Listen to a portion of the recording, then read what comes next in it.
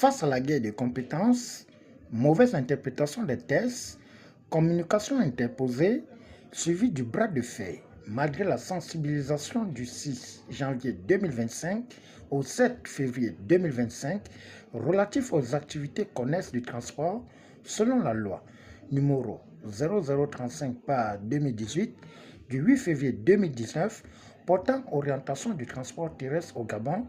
C'est dans ce cadre que le numéro 1 de la FEGASTA, Albert Bernard Bongo Isono, est sorti de son hibernation le mercredi 3 septembre 2025 au stade Annès de Petit Paris, situé au 3e arrondissement de la commune de Libreville. C'est un conflit qui dure depuis 2009 et je pense que nous nous sommes fait entendus par la presse parce qu'il y a récemment la presse, malgré nos interventions, le gouvernement a pris à bras le corps le problème ou qui est sur la table pour essayer un peu de redéfinir les rôles de chaque administration. Et contre toute attente, parce que nous attendons le gouvernement, la presse a joué son rôle, nous attendons que le gouvernement définisse qui nous gère. Mais nous sommes surpris que la mairie vient sur le terrain prélever et dénigrer même le communiqué d'un ministre d'État.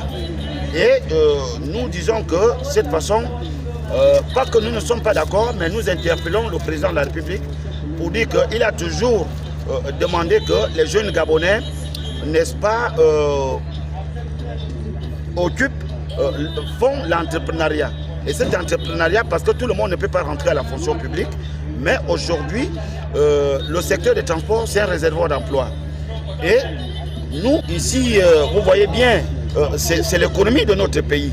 Je pense que le chef d'État, dans ses efforts, nous avons vu, pas que nous avons entendu, il y a les bœufs, il y a tout ceci, il est en train de faire un effort pour qu'on puisse avoir l'autosuffisance alimentaire. Alors, ce qui nous rejoint ici, ce qui nous rejoint ce matin, c'est parce que la mairie continue à venir prélever les taxes malgré la décision du vice-président chargé du gouvernement qui a demandé de surseoir sur les deux institutions parce que la mairie, c'est les collectivités locales, le ministère des Transports, c'est l'État central. Donc nous attendons la décision finale, mais contre toute attente, la mairie vient prélever des taxes 100 000, 150 000 et dire que le ministère des Transports n'a pas le droit de venir prélever ici.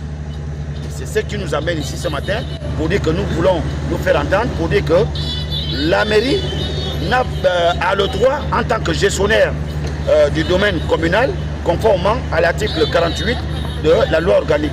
Mais le ministère des Transports réglemente l'activité, parce que là, le chargement et le déchargement, c'est une activité qui est réglementée par le ministère des Transports. Nous lançons un message au président de la République pour dire au président que dans le secteur des transports, c'est un réservoir d'emplois. Nous pouvons créer plus de 2000 emplois au niveau du secteur d'emploi, mais il faudrait qu'il nous appuie à travers le ministre des Transports, qui nous appuie pour la réglementation, pour que ça soit suivi. Parce que vous voyez déjà qu'on délivre les arrêtés aux expatriés, quand bien même le président n'est pas xénophobe. Il a bien dit dans son discours qu'il y a des métiers qui doivent revenir aux nationaux.